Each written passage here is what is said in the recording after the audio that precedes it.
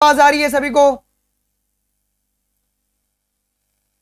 Am I audible to everyone? Guys, am I audible to everyone? एक बारी मुझे जल्दी से कमेंट में ये बता दो, मेरी आवाज आ रही है ठीक से? अरे यार ये क्या हो गया? Am I live or not? मैं 2 मिनट पहले पता नहीं यहाँ पे लेट क्यों शुरू होता है यार लाइव। 1 मिनट रुको यार। आवाज आ रही है ठीक से? Done. So good evening guys, good evening. देखो बहुत सारे बच्चे बोल रहे हैं कि सर ये क्या सीरीज खत्म होगा कि नहीं होगा। देखो मेरी जो प्रॉमिस है ना, आई कीप माई प्रॉमिस। मैंने बोला हर एक दिन 2 चैप्टर का प्रैक्टिस करवाऊंगा तो करवाऊंगा, है ना? तो यकीन रखो थोड़ा। बॉडी फ्लूइड्स एंड सर्कुलेशन के अपन 170 एमसीक्यूज करेंगे। कल संडे, कल आपका मॉक टेस्ट होता है, लेकिन टिल ऑल्सो मैं कल रात में सेशन लेके आपकी एक्सक्रीशन और आपके पास जो लोकोमोशन होगा कल वो हम लोग कर लेंगे। और उसके बाद परसों हम लोग क्या करेंगे जी, केमिकल कोऑर्डिनेशन और न्यूरल करके 12th खत्म कर देंगे। परसों 11th खत्म कर देंगे, उसके बाद 12th we will start. Okay, तो आई मेक श्योर कि मैं सभी क्लासेस एकदम ऑन टाइम में तुमको ले लिया करूं। ओके, तुम्हारे को सारी क्लासेस जो होंगी बेटा जी वो आपको ऑन टाइम जो होंगी वो आपके पास हो जाया करेंगे जी। Okay done. चलो, सो मेरी आवाज ठीक से आ रही है? Am I properly audible to everyone?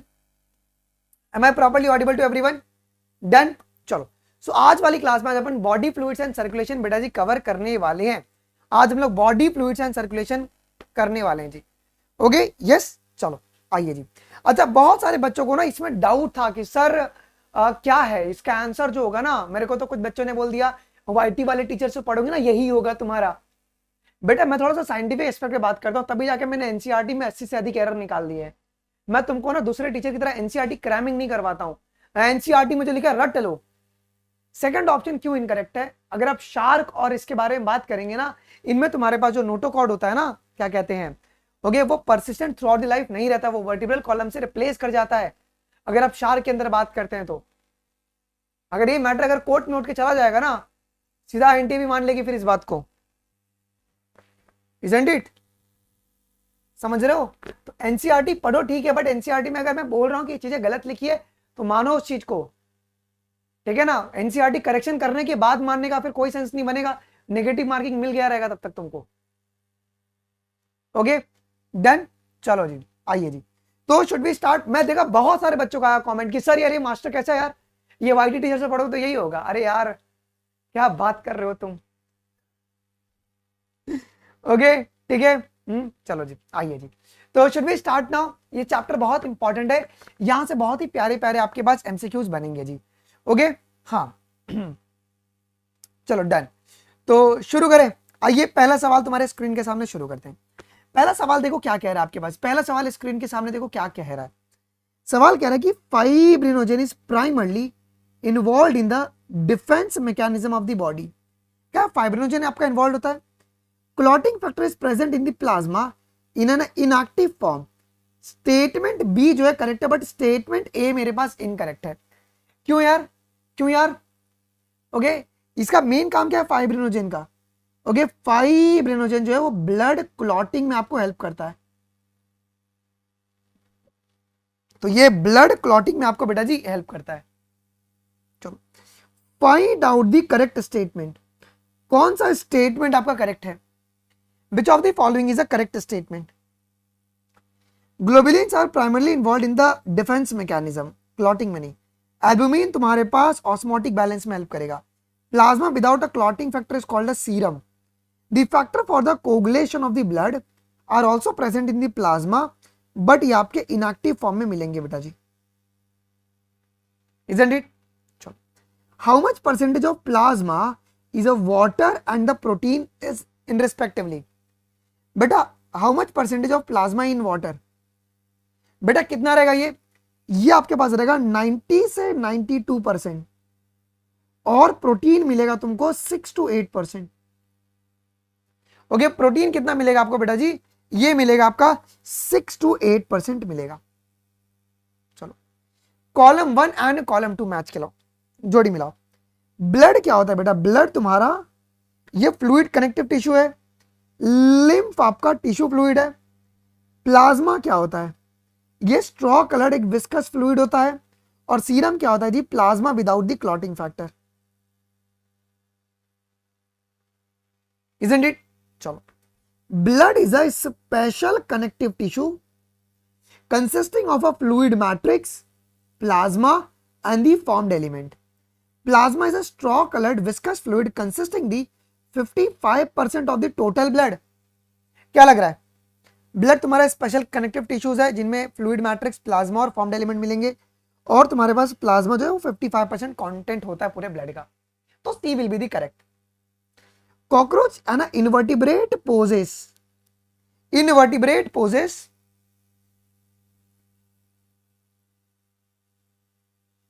hemolymph and earthworm has a plasma and the blood cells. Okay, तुम्हारी एनसीईआरटी में दूसरे ऑर्गेनिज्म के बारे में बात किया गया है, ये बात भी ध्यान में रखिएगा. नहीं, सिक्स्थ का डी हो जाएगा, सॉरी सी हो जाएगा ना, सी हो जाएगा. Okay, haemolymph, plasma and blood cells. Okay, haemolymph, ठीक है, सी हो जाएगा. अच्छा, ये सवाल तो भैया फेवरेट है, ये नीट 25 में आ रहा है, ये सवाल 25 में आ रहा है. ग्लोबुलिन्स, फाइब्रिनोजेंस और आपके albumin. Globulins is involve in the defence mechanism of the body. Fibrinogens blood clotting और एल्बुमिन जो है वो आपके osmotic balance. Find out the incorrect statement. बेटा कौन सा आपका इनकरेक्ट स्टेटमेंट है? टेक योर टाइम, आराम से आंसर करना. Plasma without the clotting factor is called a serum, जो कि करेक्ट है.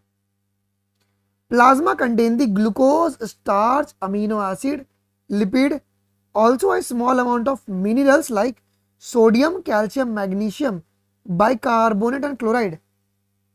ये क्या, ये करेक्ट है या इनकरेक्ट है? ये करेक्ट है या इनकरेक्ट है? बताइए. Plasma contain the small amount में यही, ये ग्लूकोज, स्टार्च, लिपिड्स ये सब नहीं आते, ये सब नहीं आते, ये सब नहीं आते हैं बेटा, ठीक है, ये सब नहीं आते, तो ये बात आपको ध्यान में रखना है जी. अच्छा, नहीं आएंगे ना, नहीं प्लाज्मा में तुम्हारे पास ग्लूकोज, स्टार्च, अमीनो एसिड और ये लिपिड मिलेंगे. स्टार्च नहीं मिलेगा ना, स्टार्च नहीं मिलेगा, स्टार्च नहीं मिलेगा, ग्लूकोज मिलेगा, अमीनो एसिड और लिपिड मिलेगा. ओके, और स्मॉल अमाउंट में ये मिलेंगे, उसके लिए तुम्हारे पास बी वाला स्टेटमेंट गलत है. ओके, स्टार्च नहीं मिलता है, स्टार्च नहीं मिलता, स्टार्च आई होप सो कि नहीं मिलता है, स्टार्च नहीं मिलता है, मैंने आज ही पेपर बनाया ना, स्टार्च नहीं मिलता है. एक minute, just give me a second यार, आई नीड टू वेरीफाई. देखो मैं कंफ्यूज हो गया यहाँ पे, मैंने आज ही पेपर बनाया है और मैं ही कंफ्यूज हो गया हूँ. देख रहे हो यहाँ पे लिखा हुआ है ये वाले पैराग्राफ में क्या क्या है? Plasma contain the small amount of minerals like sodium, calcium, magnesium, bicarbonate, chloride, glucose, amino acid, lipid. Starch नहीं मिलता, स्टार्च नहीं मिलता, स्टार्च नहीं मिलता. The factor for the coagulation of blood is also present in the plasma in an inactive form. ये inactive form में रहेगा, तो 2 और 3 जो है ना वो आपका इनकरेक्ट रहेगा. सवाल समझे? क्या ये सवाल समझ में आपको? तो बी और सी आपका दोनों का दोनों इनकरेक्ट है, ये बात का ध्यान में रखना. Identify the correct option from the following. कौन सा ऑप्शन आपके लिए करेक्ट होगा? Simple organism like the sponges and the coelenterates circulate the water from their surrounding through their body cavity to facilitate the cell to exchange the substance. Different group of animals have evolved a different method for transport. क्या both are correct? Yes sir, both are correct. Both are correct. चलो, nature of plasma is, बेटा plasma का nature क्या है? Plasma का nature क्या है? ये आपका स्ट्रॉ कलर्ड है, ये स्ट्रॉ कलर्ड है, ये हमारा विस्कस फ्लूइड है क्या, और ये तुम्हारा 55% होता है ब्लड का. The formed element constitute the how much percent of the blood. Formed element क्या वो 45% कंटेन करेगा? ये 45% आपका कंटेन करेगा. फॉर्म्ड एलिमेंट में कौन कौन आएगा जी? आरबीसी आ जाएंगे, डब्ल्यूबीसी और तुम्हारा blood platelet. Blood is a special dash tissue which consist of the B. Blood तुम्हारा स्पेशल क्या है जी? कनेक्टिव टिश्यू है, यस, जो कंटेन करता है fluid matrix, plasma and formed element. Okay, blood तुम्हारा फ्लूइड कनेक्टिव टिश्यू है, ठीक है, और ये तुम्हारे पास क्या कंटेन करेगा? Fluid matrix, plasma and formed element. बेटा एक very very very important, eosinophils, basophils, neutrophils और लिम्फोसाइट्स, मिलाओ जोड़ी। Eosinophils, it will release the histaminase destructive enzyme, करेगा रिलीज, करेगा। Basophils, it will release a granules and contain the histamines. Neutrophils, ये phagocytosis करेगा। और लिम्फोसाइट तुम्हारे इम्यून रिस्पॉन्स में आपको हेल्प करता है, ये आपको इम्यून रिस्पॉन्स में आपके हेल्प करता है जी। क्लियर है? Is it clear?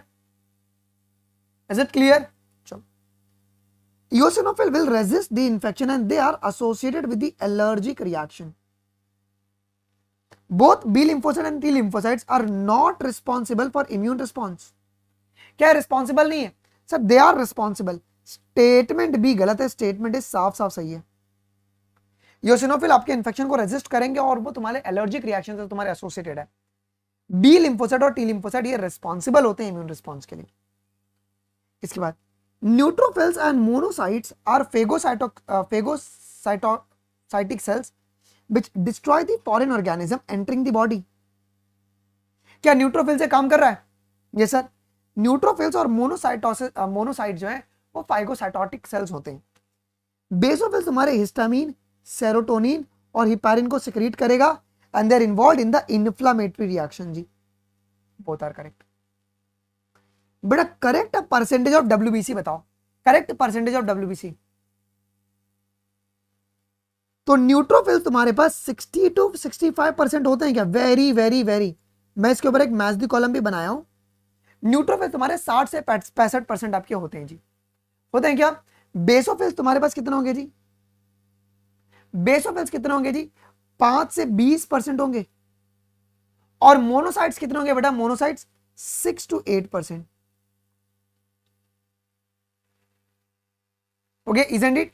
ओके, वो तुम्हारे पास 5 to 10 ही होते हैं ना, ये भाई याद कर लेना। नहीं नहीं, 0.5 से लेके 1% होते हैं। नहीं, करेक्ट हो जाएगा यार, B will be the correct one. Basophils 0.5 से लेके 1% होते हैं, ये करेक्ट हो जाएगा। भाई मैं गड़बड़ी कहां हो रहा है? बेसोफिल में तो फिर करेक्ट हो गया ना, फिर ये बेसोफिल्स भी तुम्हारे पास करेक्ट हो जाएंगे जी। 5 to 10 नहीं होते हैं बेसोफिल्स जो हैं, वो तुम्हारे पास वो 0.5 से लेके 1% होते हैं। This is also correct, this is also correct. Okay, yes, ठीक है। तो ये बात भी आपको ध्यान में रखना है जी। ये काट दो, मोनोसाइट तुम्हारे पास 6 to 8% आपको मिलेंगे जी मोनोसाइट्स, इजंट इट? चलो आ जाओ जी। मोनोसाइट्स 0, अच्छा चलेगा ना, देखो 0. नहीं गलत हो जाएगा ना, ये गलत हो जाएगा। 0.5 है ना, लेकिन चलेगा ना, 0 के आगे कुछ भी रहेगा तो कोई सेंस नहीं बनता है। ठीक है, चलो कोई दिक्कत की बात नहीं, ध्यान रखेंगे। The number of erythrocyte in the mm³ of the blood are, हाँ ठीक है, कोई दिक्कत नहीं भाई। इरिथ्रोसाइट्स कितने? इरिथ्रोसाइट्स 5 से लेके 5.5 मिलियन, 5 से लेके 5.5 मिलियन। प्लेटलेट्स क्या होते हैं? What are platelets? तो ये सेल फ्रेगमेंट होते हैं मेगा कैरियोसाइट सेल्स का। जो मेगा कैरियोसाइट सेल्स होते हैं ना, ये उसके फ्रेगमेंट्स होते हैं, मेगा कैरियोसाइट सेल्स के फ्रेगमेंट होते हैं। True statement about the RBC, RBC के लिए कौन सा ट्रू स्टेटमेंट है? वैलिड स्टेटमेंट है, ट्रू। आरबीसी की एवरेज लाइफ स्पैन 120 डेज होती है। RBC are destroyed in the spleen, जो कि ग्रेवयार्ड है आरबीसी का। और आरबीसी तुम्हारा बाई कॉन्केव इन शेप है, ये बात ध्यान रखना बेटा। आइडेंटिफाई करो ये ए को, बी को और सी को, कर लोगे आइडेंटिफाई? ये ए मेरा आरबीसी है, तो जो कि 5 मिलियन से 5.5 मिलियन होगा।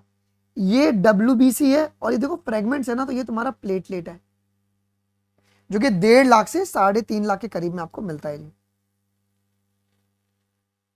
Isn't it? डी नहीं होगा। डी कौन कह रहा है? आपको यूनिट भी बहुत ध्यान से याद रखना है। Antibodies in our body are produced by, बेटा एंटीबॉडी को कौन प्रोड्यूस कर रहा है? दिमाग लगाओ, एंटीबॉडीज को कौन प्रोड्यूस कर रहा है? इतने नालायक बच्चे हो चुके हैं ना, क्या होता। एंटीबॉडी को कौन प्रोड्यूस कर रहा है? B lymphocyte. सी नहीं होगा, सी नहीं होगा, बी लिम्फोसाइट तुम्हारे पास प्रोड्यूस करता है। कौन? B lymphocytes. Okay, B lymphocyte जो है वो प्रोड्यूस करेंगे। ठीक है, अगला question, name the blood cells reduction in number can cause a clotting disorder. Clotting disorder,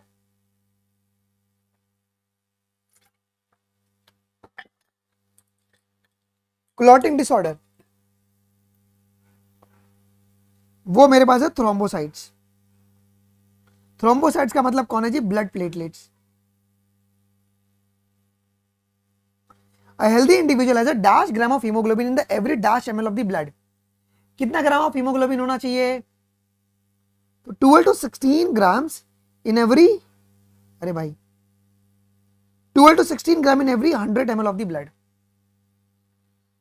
कौन तुम्हारा एलर्जिक रिएक्शन से इन्वॉल्व है?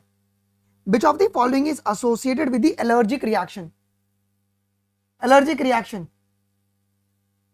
इओसिनोफिल्स, ये कितना परसेंट है? 2 to 3%। ये ध्यान रखना please, percentage is very important. अच्छा, ये आपके पास ये फोटो कट कैसे गया? एक मिनट रुको बच्चों, मेरे को पेपर देखने दो। Paper paper paper body fluid question paper. हाँ, मैम ने फिर काट दिया यार।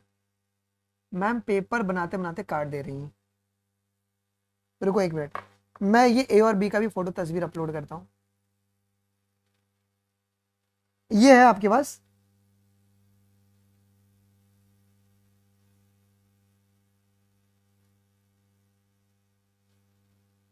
ठीक है, ये ए बी सी और डी है।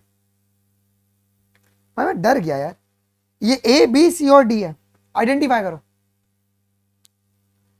ये जो ए है ना, this is your T lymphocytes.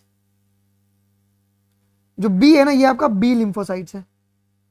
C is your monocytes और डी जो है ये आपका बेसोफिल्स।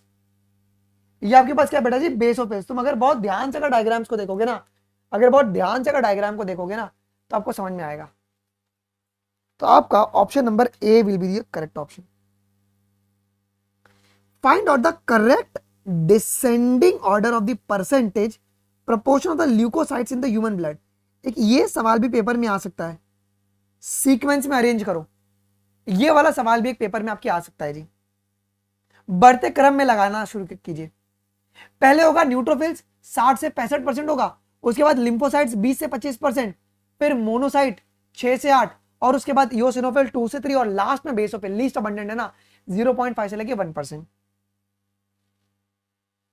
चाहिए तो मैं परसेंटेज लिख दूं? ओके, 20 का रॉन्ग हो गया। नहीं 20 क्या रॉन्ग हो गया? It's a correct. नहीं, सही है, सही है। वो न्यूट्रोफिल्स है ना। चलो, न्यूट्रोफिल कितना मिलता है बेटा? न्यूट्रोफिल्स कितना मिलता है? 60 to 65%। ध्यान दो, चलो यहीं पे रिवाइज कर लो। लिम्फोसाइट्स 20 से 25%, मोनोसाइट 6 to 8%, इओसिनोफिल्स कितने मिलेंगे?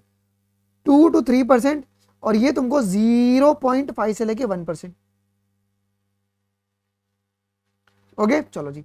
बेसोफिल्स क्या सिक्रेट करेंगे? बेसोफिल क्या सिक्रेट करेंगे? हिस्टामिन, सेरोटोनिन और हिपैरिन। ओके, ठीक है, चलो जी। डी नहीं आएगा भाई, डी में तो देखना प्लेटलेट अकाउंट वहां पे। Which of the following statement is a correct? कौन सा स्टेटमेंट करेक्ट है यहां पे? Basophils are most abundant cells of the डब्ल्यूबीसीज। मोस्ट अबंडेंट कौन होता है? अरे बेटा, मोस्ट अबंडेंट हमारे पास न्यूट्रोफिल्स होते हैं। अभी अपन ने देखा 60 से 65%। बेसोफिल सिक्रेट करेगा हिस्टामिन, सेरोटोनिन और आपका हिपैरिन। ये करेक्ट है, this is the correct. Basophils are involved in the inflammatory responses. Basophils के पास किडनी शेप्ड स्ट्रक्चर होता है क्या? नहीं भाई, किडनी शेप्ड स्ट्रक्चर नहीं होता है। कैसा होता है बेसोफिल के पास स्ट्रक्चर? किडनी शेप्ड किसके पास होगा? ये मोनोसाइट के पास होता है, ये मोनोसाइट के पास होता है, और ये आपका ग्रैन्युलोसाइट्स होता है जी। सो 2 और 3 जो है ना वो तुम्हारे पास करेक्ट होंगे जी। 28 का option number C will be the correct. Okay, आ जाओ statement A. Neutrophils, eosinophils and basophils are the different type of granulocytes, while lymphocytes and monocytes are agranulocytes. Basophils are most abundant होते हैं क्या? पहले गलत हो गया। और न्यूट्रोफिल्स आर लीस्ट अबंडेंट, ये गलत हो गया ना। मोस्ट अबंडेंट कौन है तुम्हारे पास? न्यूट्रोफिल्स, और लीस्ट अबंडेंट बेसोफिल्स है, ये गलत हो गया। और ये आपके पास एकदम सही स्टेटमेंट है। Very very very important. Okay yes, ठीक है, चलो जी आइए जी अगला। अ हेल्दी इंडिविजुअल हैज 20 से 30 gram of haemoglobin in every 100 ml of the blood. Okay yes, ठीक है। WBC has an average life span of 1। यार एक मिनट, सोहम को मैं को ब्लॉक करने दो।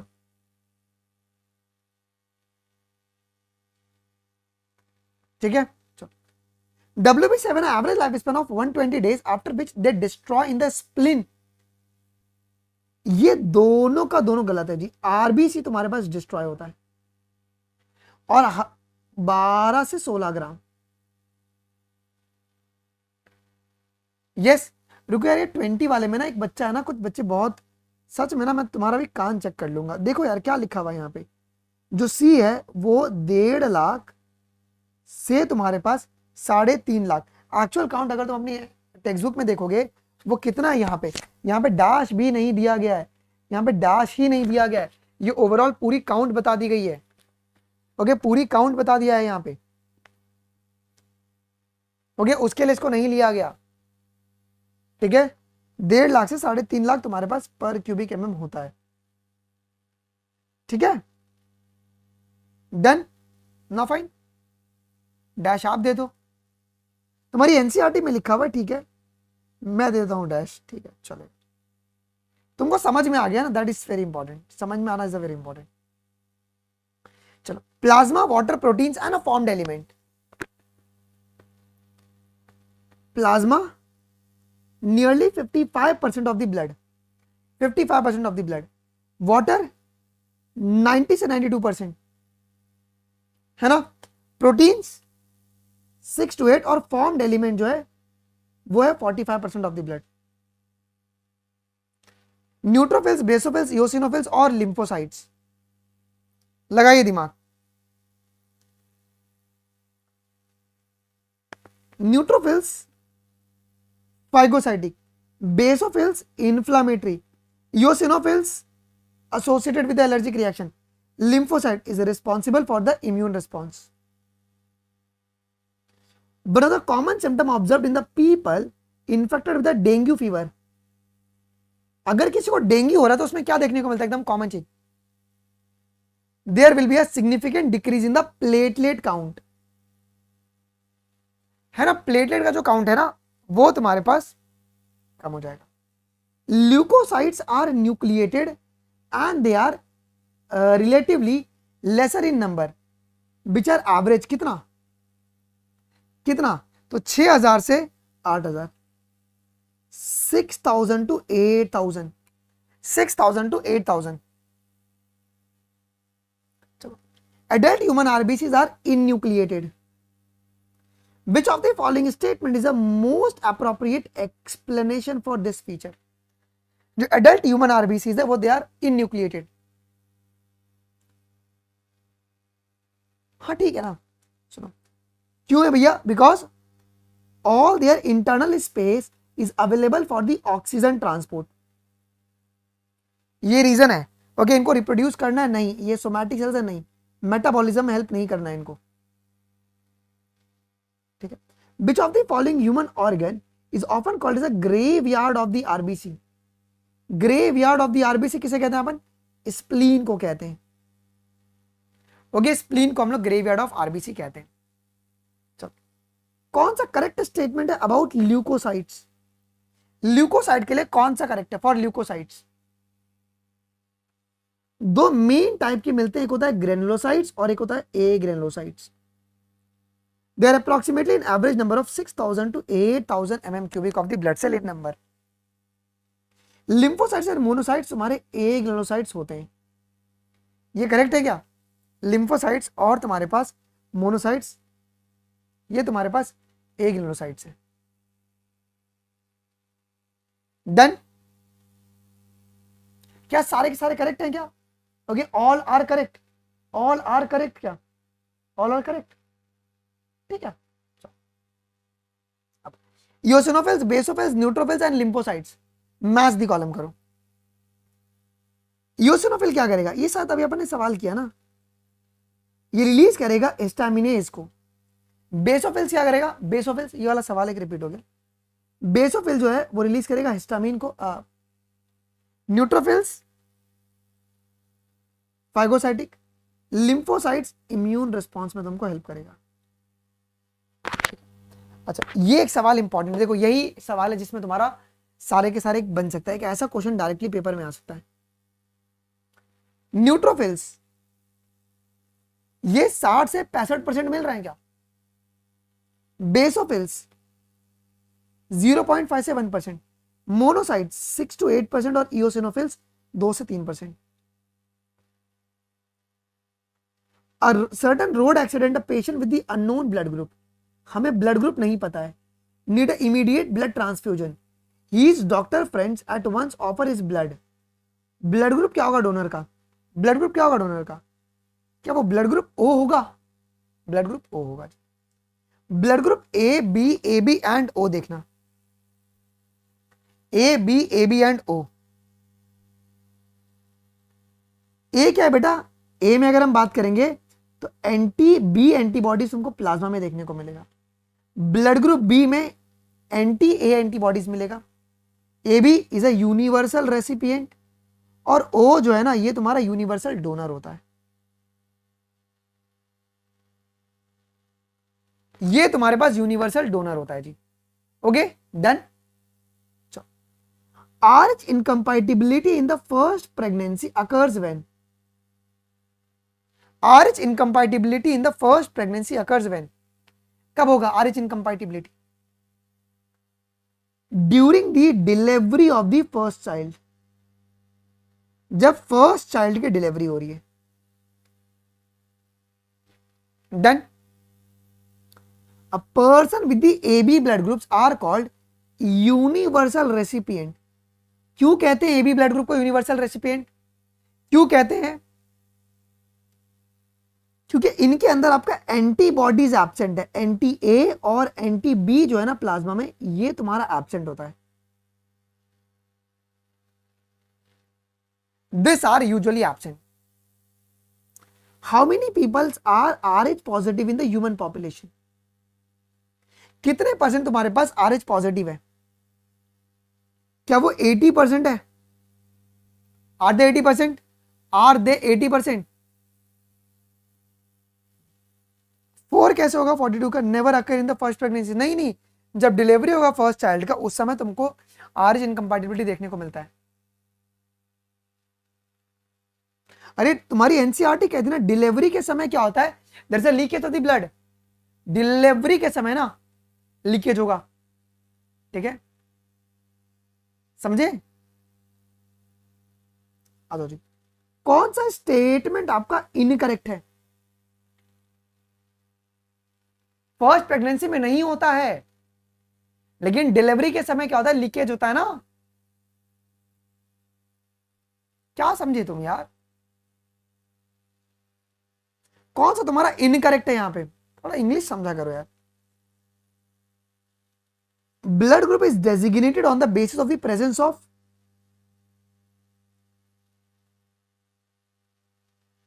Antigen in the blood plasma, not antibodies, antigen. Okay ठीक है। चलो जी। A patient with the blood group AB needs a blood for his surgery. Blood group the doctor should effectively use in this case. Doctor साहब बताइए आप कौन सा blood group use करेंगे? यहां पे आप लोग क्या यूज करोगे बताओ?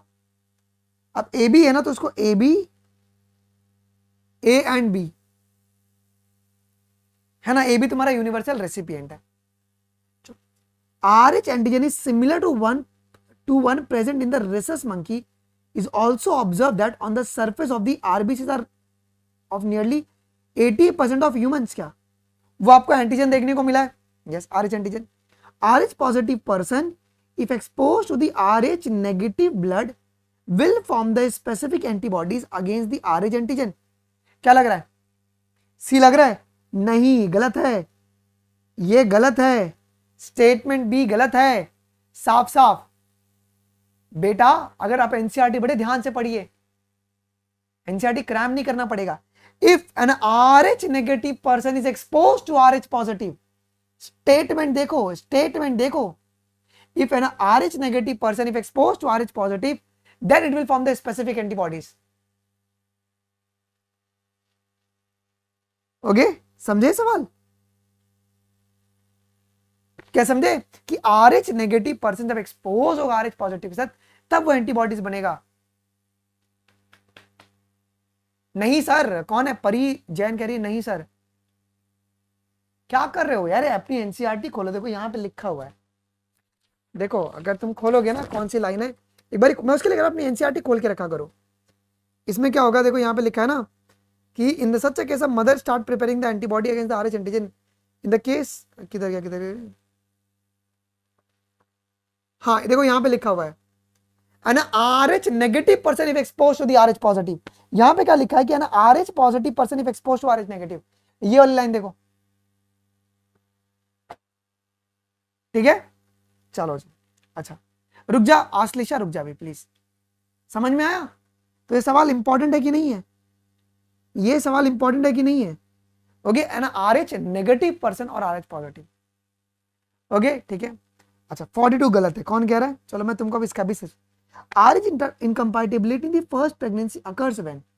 अब देखो तुम अगर थोड़ा सा नीचे आओगे ना, क्या कह रहा है कि अगर तुम देखो during the delivery of the first child there is a possibility of exposure of the maternal blood to the small amount of RH positive blood for the fetus.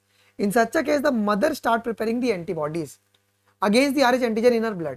तो वही बोला गया ना, RH incompatibility फर्स्ट प्रेगनेंसी में कब होगा?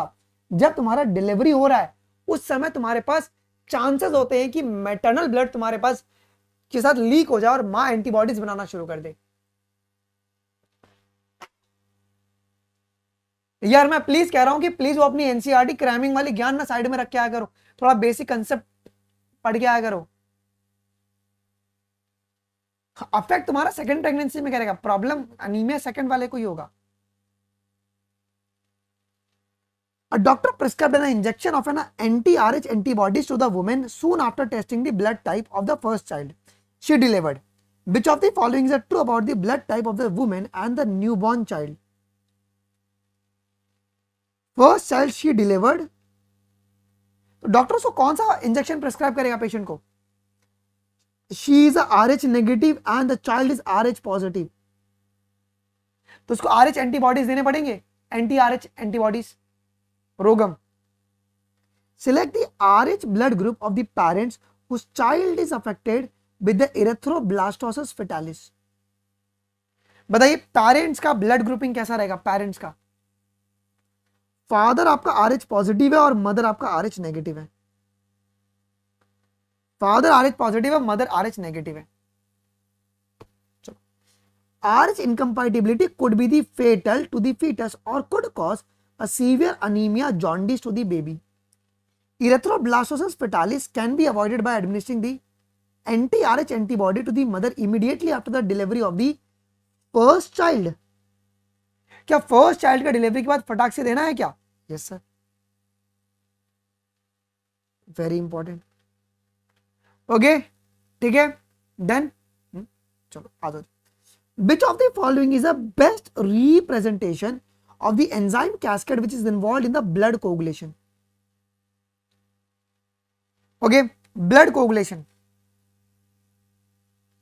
यार prothrombin को थ्रोम्बिन में कौन कन्वर्ट करेगा? थ्रोम्बोकाइनेज करेगा। फिर फाइब्रिनोजेन को फिब्रिन में कौन कन्वर्ट करेगा जी? थ्रोम्बिन कन्वर्ट करेगा। तो ये बात भी आपको ध्यान में रखना है। Thrombin, thrombokinase, calcium and brown scum. दिमाग लगाओ। यार रुको, एक और एक आ गया है भाई, सिर्फ डिस्टर्ब करने के लिए बच्चे आते क्लास में। सुनो, thrombin, conversion of fibrinogen to fibrin, thrombokinase, conversion of prothrombin to the thrombin. Calcium क्या होगा? Important role in blood clotting and brown scum जो है clot formed mainly of the network of thread called fibrins. D will be the correct. The complex is formed by the series of linked enzymatic reaction involving a number of factors which is present in the plasma in the inactive form. This statement talk about which component of the body. यहां पे किसके बारे में हम बात कर रहे हैं? इनएक्टिव फॉर्म में कौन प्रेजेंट है? इनएक्टिव फॉर्म में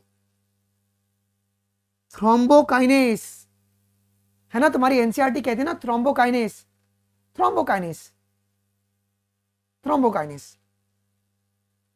इंपॉर्टेंट क्वेश्चन है ये. Fibrins are form by the conversion of inactive fibrinogen in the plasma by the enzyme thrombin. क्या कन्वर्ट करेगा? थ्रोम्बिन कन्वर्ट करेगा. Prothrombin is an inactive substance present in the plasma which are converted into the thrombins by the complex enzyme called thrombokinase. क्या लग रहा है? Statement A और statement B दोनों के दोनों करेक्ट हैं क्या? दोनों के दोनों करेक्ट हैं. Done. The coagulum which is formed of the network of the thread which is called thrombin. Thread को अपन क्या कहते हैं? फाइब्रिन्स कहते हैं ना. थ्रेड को क्या कहते हैं बेटा जी? ओके, फाइब्रिन्स कहते हैं. हाँ ठीक है, चलेगा. Spleen is a graveyard for erythrocytes. Statement 1 incorrect है, स्टेटमेंट 2 करेक्ट है जी. चलो. An injury or trauma will stimulate the tissue in the blood to release the certain factor which activate the mechanism of coagulation. ठीक है. Certain factor released by the platelet at the site of injury also can initiate the coagulation of blood. दोनों के दोनों गलत हैं. Both are wrong. बेटा, an injury or a trauma will stimulate the platelet in the blood. ये platelet को stimulate करेगा in the blood to release the certain factor, and certain factor released by the tissue at the site of injury can initiate the coagulation of blood. Both the statements are incorrect. Okay, ठीक है, ये समझ में आ गया. 53 wrong है. रुक जा, फिर तुम्हारा कान चेकूंगा. अब सर क्यों रॉन्ग है? खोलिए अपनी एनसीईआरटी, देखिए ये वाली लाइन पढ़िए. ये वाली लाइन पढ़िए. कहां पे गया? देखो यहां पे लिखा हुआ है ना, enzyme complex thrombokinase is required for above reaction. This complex is formed by the series of linked enzymatic reaction which is called a cascade process involving the number of factors present in the plasma in the inactive state. पढ़िए line. भाई मेरे को wrong बोलने से पहले एक बार अपनी NCERT खोल के बैठो. मैं खोल के खुद बैठा हूं ना, खोल के बैठिए ना.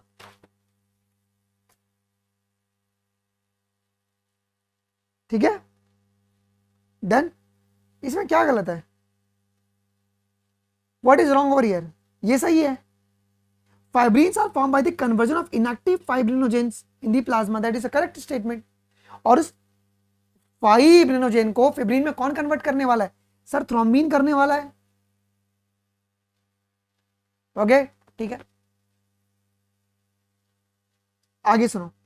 Which enzyme is responsible for the conversion of inactive fibrinogen to the fibrins? कौन से वो एंजाइम्स हैं? वो एंजाइम का नाम क्या है जी?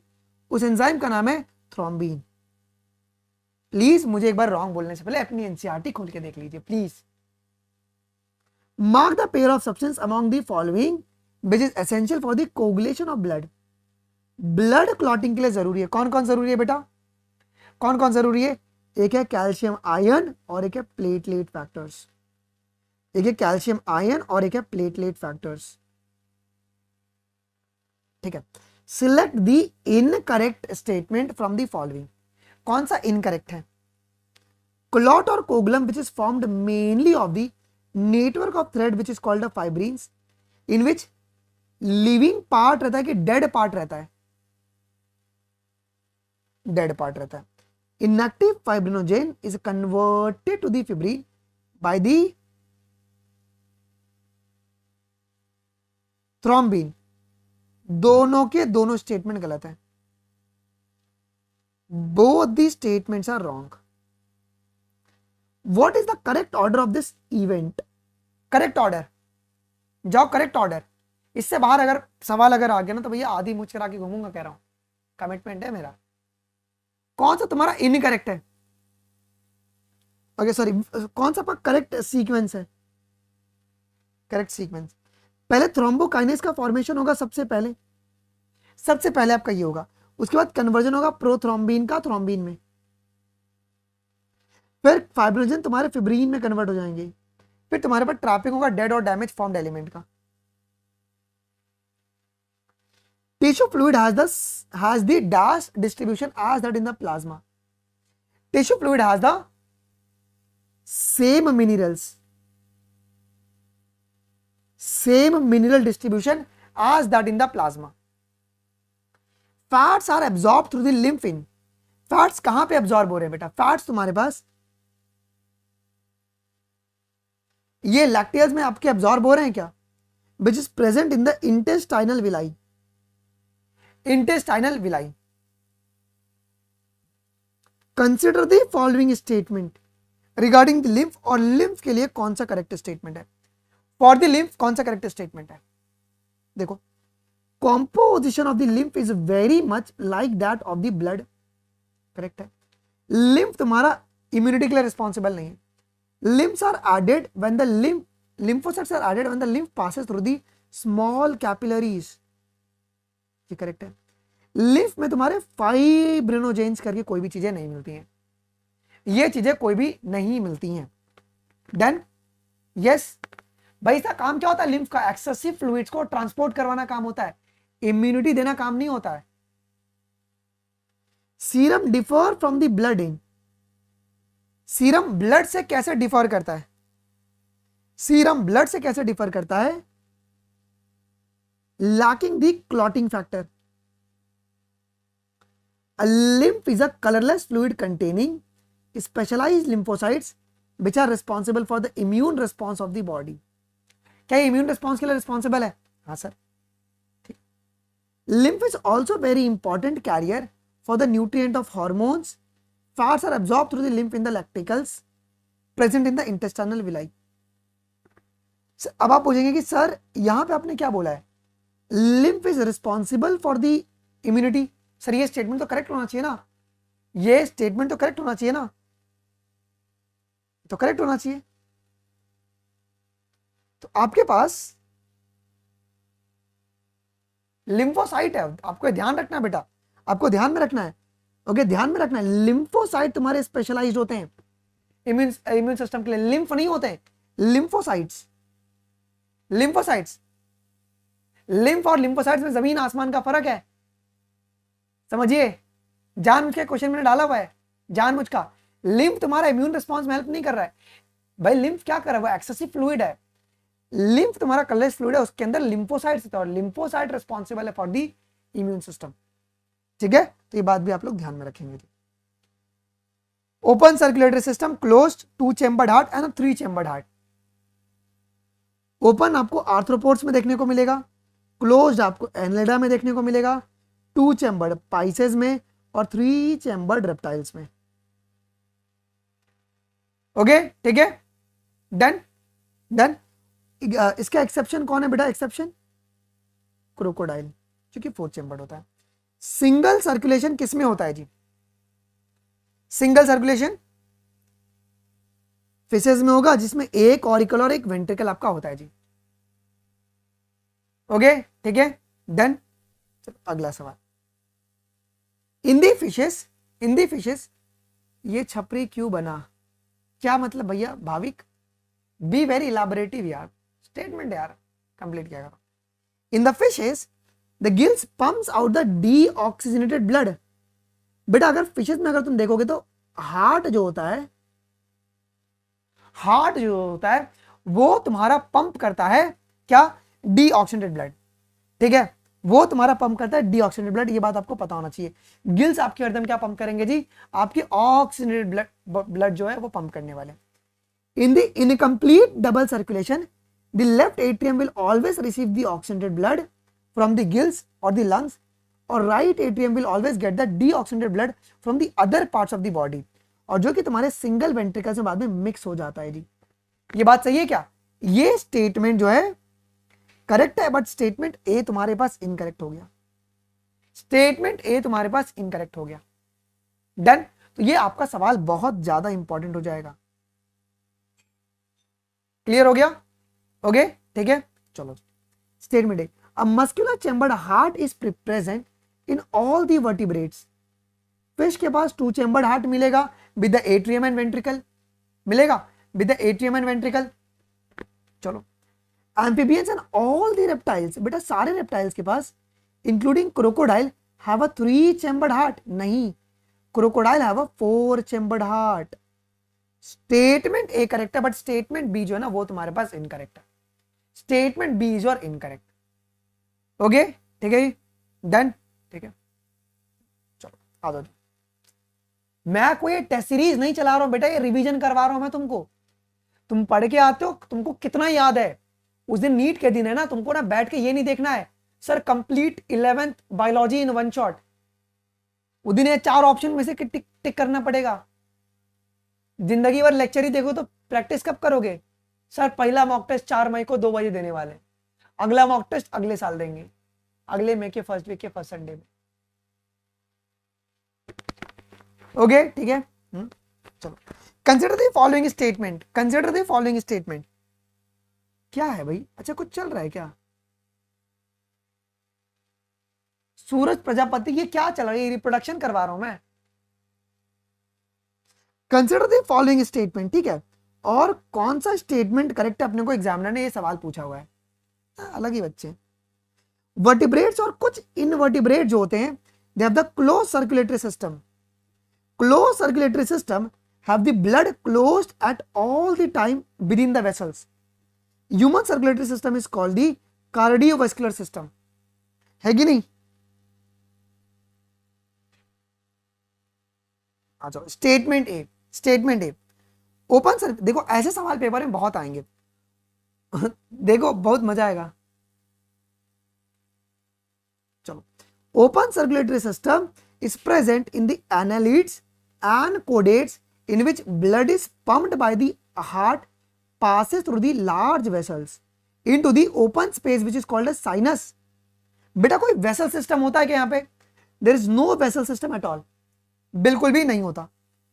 Close circulatory system is present in the arthropods and mollusca in which blood is pumped by the heart is always circulated in the close network of the vessels. बेटा आर्थ्रोपोड में तो open मिलेगा ना, ये भी स्टेटमेंट गलत है, both are incorrect. Okay, done. तो दोनों के दोनों स्टेटमेंट तुम्हारे पास इनकरेक्ट है। Done.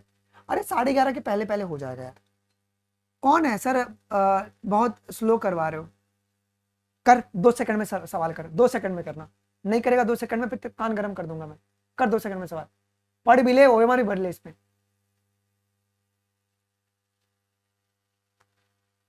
Open circulatory system is found in the most of the arthropods. Most of the arthropods.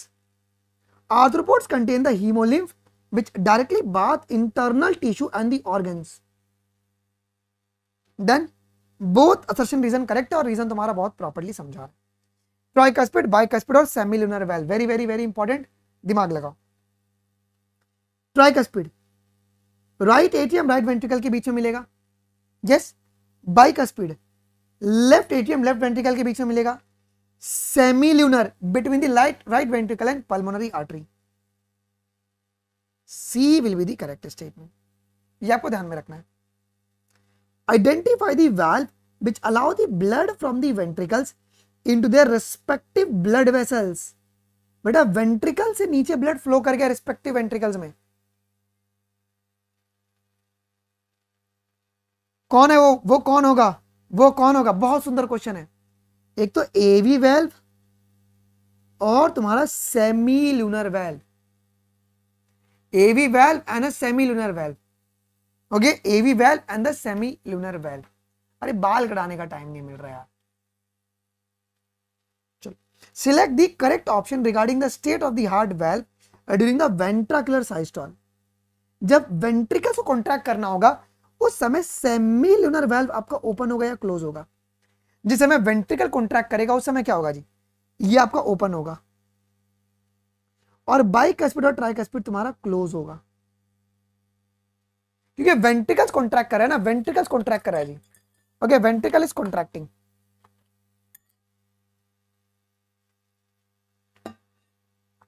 अच्छा बेटा, हार्ट का एपेक्स जो है, अब देखो हार्ट का जो एपेक्स है तुम बड़े गौर से देखो, ये कहां पर है? लोअर एंड पे एपेक्स का मतलब ये वाला पॉइंट एपेक्स, और किसकी ओर टिल्टेड है? ये लेफ्ट की ओर थोड़ा सा टिल्टेड है। कहां पे? लेफ्ट की ओर थोड़ा सा टिल्टेड है। डन, चलो ध्यान से कर लोगे। ये पी कौन है बेटा? ये क्यू कौन है? ये आर कौन है? और ये आपका एस कौन है? लगाओ दिमाग। P is a SA node, Q जो है वो है आपका एवी नोड, आर जो है वो है तुम्हारा बंडल ऑफ हिस, और S is your interventricular septum, है ना? ये वाला पॉइंट इंटरवेंट्रिकुलर सेप्टम जी। ओके, कोई रोमांटिक गर्ल है क्या? मम्मी से पूछो एक बारी, मम्मी से पूछो एक बार। रात में ना सब ऐसे सारे दिल टूटे आशिक निकलते हैं। कॉलम 1 एंड कॉलम 2 मम्मी से पूछो, बहन है ना घर में, पूछ लो एक बारी।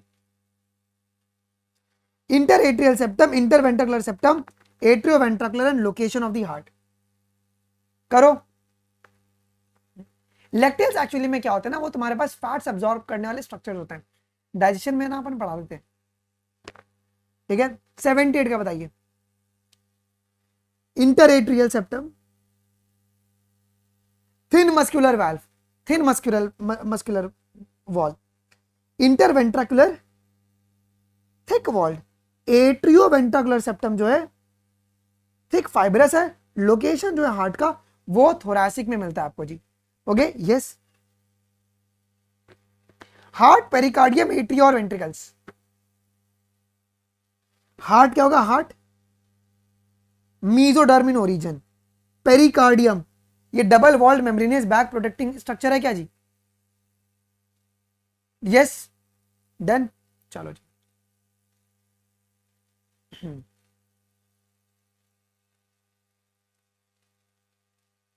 डन, आइए जी। हाँ, मेरी मम्मी से आके पूछ ले, मेरी मम्मी ना एकदम बढ़िया वो रखी है, क्या कहते हैं, गरम करके तेरे लिए स्पेशल। ऐसा वो पुष्पा मूवी में एक होता है ना, वो लोगो बन जाता है, वैसे लोगो ऐसा गाल पे चिपकेगा ना, मजा आ जाएगा। Atria, atria small upper chamber और वेंट्रिकल्स, ये तुम्हारा लार्ज लोअर चेंबर आपका होता है जी। Done, yes, option number A की ओर करेक्ट। ओके, हाँ ठीक है, चलो। ब्लड प्रेशर पल्मोनरी आर्टरी में ज्यादा क्यों होता है? ब्लड प्रेशर पल्मोनरी आर्टरी में, दिमाग लगाओ, छोड़ने का नहीं ऐसे लोगों को, नहीं।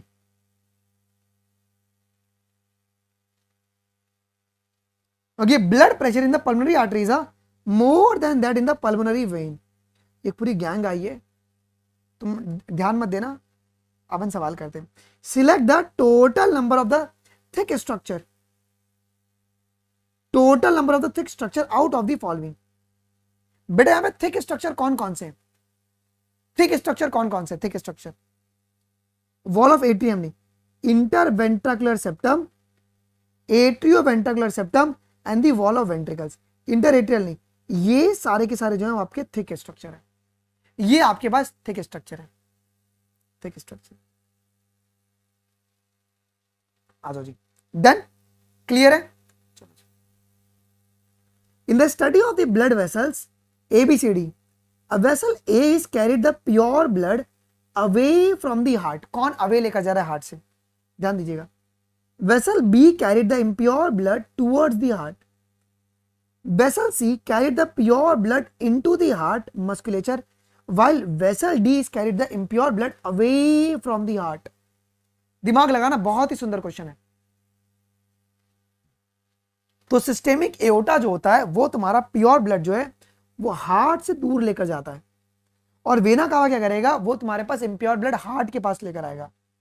कोरोनरी आर्टरी क्या करेगा, वो प्योर ब्लड हार्ट के मसल्स को देगा, और तुम्हारे पास पल्मोनरी आर्टरी जो है वो क्या कहते हैं, दूर लेकर जाएगा जी चीजों को। क्लियर है? Done. Option number A will be the proper. Clear हो गया ये पॉइंट, है ना? सॉर्टेड है। चलो आगे की ओर बढ़ते हैं। अब which of the following part of the heart possesses the semilunar valve? यार सेमिलुनर वाल्व किसके पास है? सेमिलुनर वाल्व एक तो एओर्टा और पल्मोनरी आर्टरी। यस ये दोगे, वेना कावा और पल्मोनरी वेन नहीं होंगे, एओर्टा और pulmonary artery. Heart is derive from the which structure? ये मीजोडर्म से डिराइव्ड है क्या? और ये कहां पे सिचुएटेड है? सर ये थोरैसिक कैविटी में सिचुएटेड है क्या? In between the two lungs, जो कि तुम्हारा कहां पे टिल्टेड है? लेफ्ट की ओर स्लाइटली टिल्टेड है, स्लाइटली लेफ्ट की ओर टिल्टेड है। ऐसे node is special cardiac nodal which is present in the right upper corner of the right atrium. ऐसे node can generate the maximum number of action potential 40 से 45 पर minute, नहीं कितना होगा, 70 से 72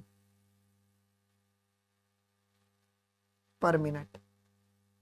स्टेटमेंट ए करेक्ट है, स्टेटमेंट बी तुम्हारा incorrect है। The opening between the left atrium and left ventricle is guarded by the, क्या वो मिट्रल वाल्व है क्या, जिसको अपन बाइकस्पिड वाल्व भी कहते हैं? कहते हैं इसे अपन बाइकस्पिड वाल्व, इसी को अपन बाइकस्पिड वाल्व भी कह रहे हैं। Opening of the right atrium and right left ventricle into the pulmonary artery and the aorta respectively are provided with a semilunar valve. तो बोथ स्टेटमेंट ए और स्टेटमेंट बी जो है ना वो करेक्ट है।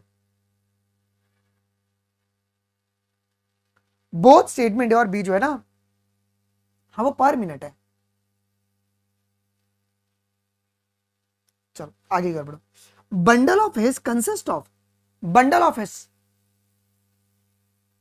Bundle of His Purkinje fibre, left bundle branch, right bundle branch, AV bundle नहीं। Right atrium of the heart receives the oxygenated blood, किससे मिलेगा? राइट एट्रियम ऑक्सीजनेटेड ब्लड कौन लाके देगा बताओ? पल्मोनरी वेन,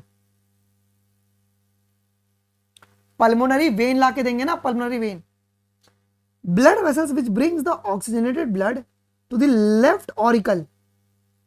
अब लेफ्ट ऑरिकल को कौन लाके देगा ऑक्सीजनेटेड ब्लड? तो वो हो गया ना pulmonary when. The pathway of the myogenic impulse conduction, impulse किस तरीके से कंडक्ट, अभी न्यूमेरिकल भी आ रहा है देखो, SA node, AV node, bundle of His और अल्टीमेटली परकुंजे फाइबर। एकदम लास्ट में परकुंजे फाइबर आएगा। Tricuspid valve is present between, किसके बीच में ट्राइकस्पिड वाल्व मिलेगा? राइट एट्रियम और राइट वेंट्रिकल। डन। चलो left ventricle of the heart has a thickest wall then the right ventricle. ये बात मानते हो इस बात को? Right ventricle need to pump the blood to nearby lungs only. देखो जो लेफ्ट वेंट्रिकल है हार्ट का, it has a thickest wall then the right ventricle. क्यों? Because right ventricle need to blood pump the blood to the near by heart, उसके इसमें thin रहेगा चलेगा, but तुम्हारा वेंट्रिकल्स में, लेफ्ट वेंट्रिकल में थिक रहता है। ये रीजन आपको पता होना बहुत ही जरूरी है। बी नहीं होगा, समझा रहा है ना कि लेफ्ट वेंट्रिकल थिकेस्ट क्यों है राइट वेंट्रिकल से, बिकॉज राइट वेंट्रिकल को जो ब्लड पंप करना है वो लंग्स के इर्द गिर्द ही करना है, बस समझ रहे हो? अच्छा, सिस्टेमिक और पल्मोनरी सर्कुलेशन, आपको डबल सर्कुलेशन में ये सवाल आपके आएंगे ही आएंगे। सिस्टेमिक सर्कुलेशन का पाथवे बताइए, सिस्टेमिक सर्कुलेशन का पाथवे क्या होगा? Left auricle, left ventricle, aorta, arteries, tissue, veins and और राइट एट्रियम। मैं यार क्या बोलूं यार, ऐसे से तांत्रिक बच्चे ना, मैं क्या बोलूं। तो मेरे पास ये बात आपको ध्यान में रखना है बेटा जी, ठीक है। तो सिस्टेमिक सर्कुलेशन है ब्लड आपका left auricle, left ventricle, aorta, arteries, tissue, veins और राइट एट्रियम। चलो अब ध्यान, डायग्राम दिख रहा है आपको, ये ए कौन सा वाल्व है और ये बी कौन सा वाल्व है, ये ए और बी कौन सा वाल्व है, दिमाग लगाओ। ये ए जो है वो है तुम्हारा mitral valve, B is your tricuspid.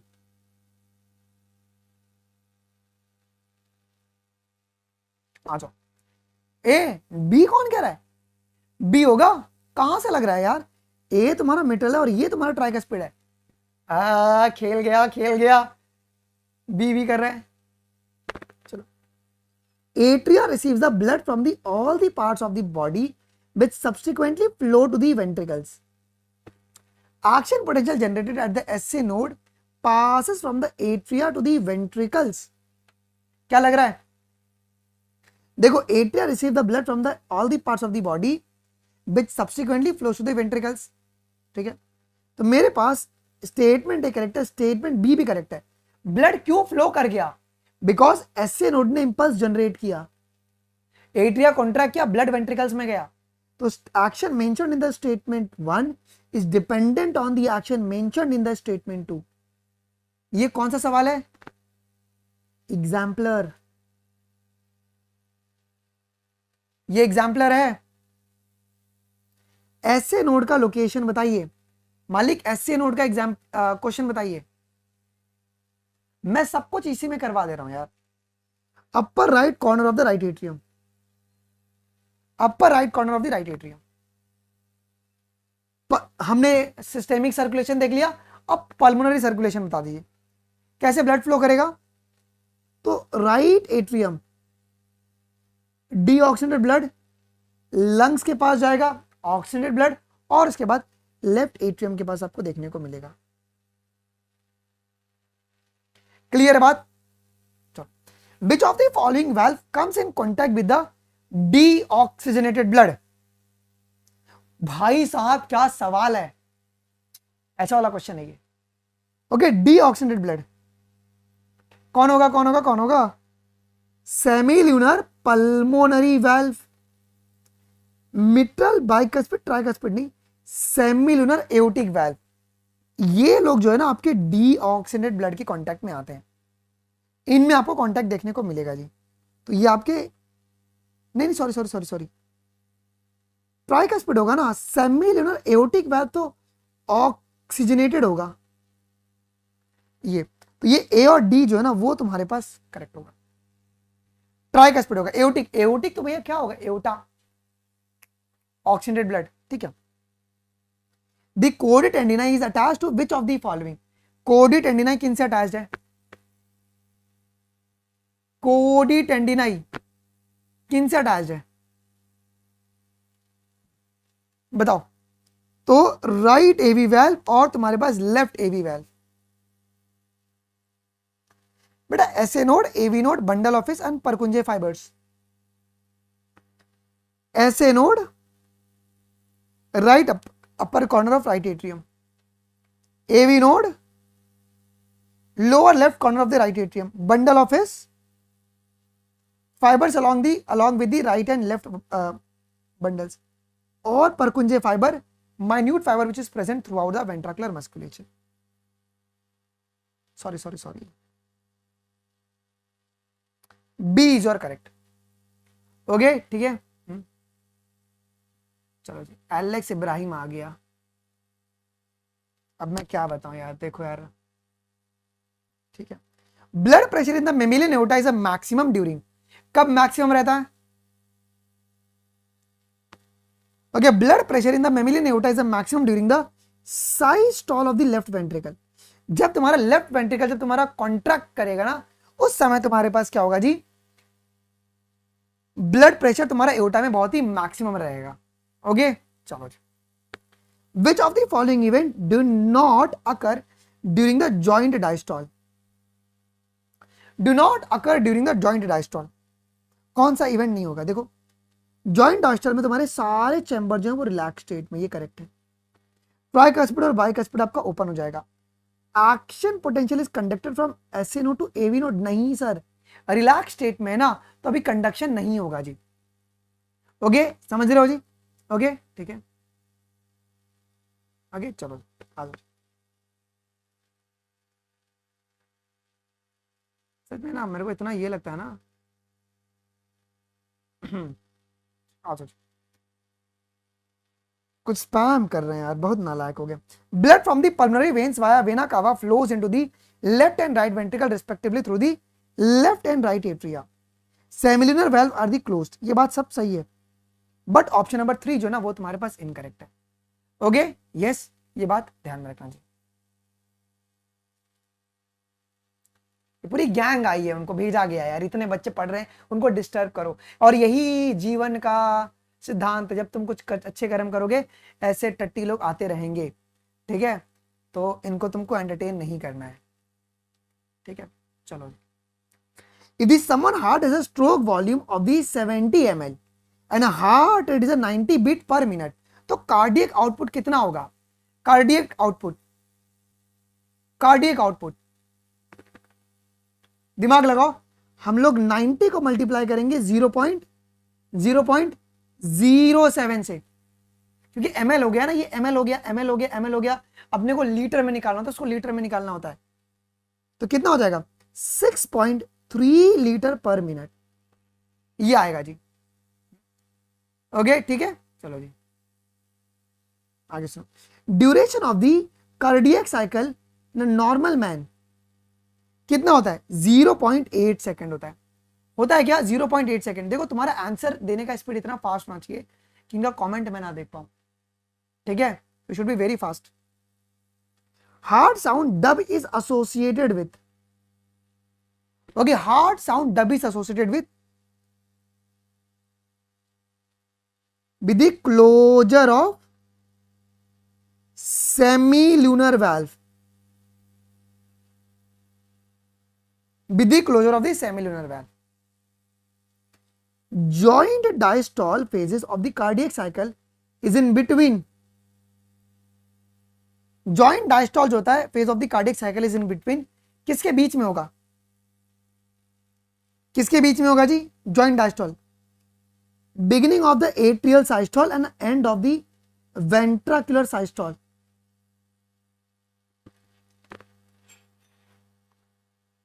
ये बहुत इंपॉर्टेंट है। ओके, जॉइंट डायस्टोल जो फेज होता है उसमें तुम्हारे पास क्या होगा जी? तुम्हारे एट्रिया भी कॉन्ट्रैक्ट करेंगे और वेंट्रिकुलर का भी कॉन्ट्रैक्शन हो रहा है जी। Okay, beginning of the atrial systole and the end of the ventricular systole is known as a joint diastole. Clear है? क्या पॉइंट क्लियर है? ओके चलो। Which of the following event can occur simultaneously? कौन कौन सी event तुम्हारी simultaneously चल रही है? साइमल्टेनियसली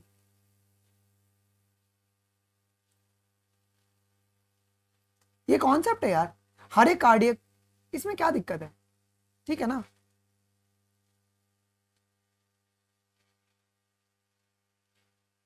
चलो, कौन कौन सी इवेंट तुम्हारी साइमल्टेनियसली चल रही है? तो वो है तुम्हारा एट्रियल डीपोलराइजेशन, वेंट्रिकुलर डायस्टोल और तुम्हारा एट्रियल साइस्टोल। ये सारी की सारी जो है ना वो तुम्हारे पास करेक्ट हो जाएंगे जी। Okay yes.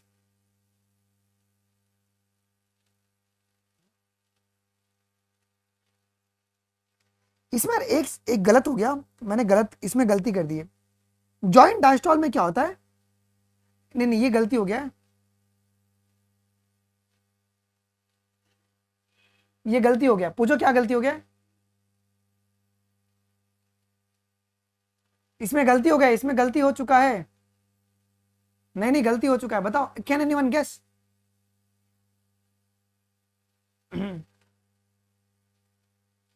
बेटा इसमें क्या होगा पता है क्या? जॉइंट डायस्टोल जो है it's a phase between the beginning of the atrial diastole and the end of the ventricular diastole, ये याद रखना। Okay, end of the ventricular systole नहीं होगा, okay, end of the ventricular diastole आएगा। This is a very important point. Joint diastole phase में क्या होता है कि कार्डियक साइकिल जहां पे तुम्हारा एट्रियल डायस्टोल का शुरुआत हो रहा है और एंड हो रहा है वेंट्रिकुलर डायस्टोल का। Okay, this is a very very very important, ठीक है, ध्यान रखना। ये क्लियर है? ओके, कौन कौन से इवेंट साइमल्टेनियसली हो रही है? एट्रियल डीपोलराइजेशन, वेंट्रिकुलर डायस्टोल और एट्रियल सिस्टोल, ये सारी इवेंट जो है वो तुम्हारे पास पैरेलली चलती हैं जी। ये सारी सारी इवेंट तुम्हारे पैरेलल चल रही है। पहला हार्ट जो डब है, डब होता है पहला, सर लब होता है ना।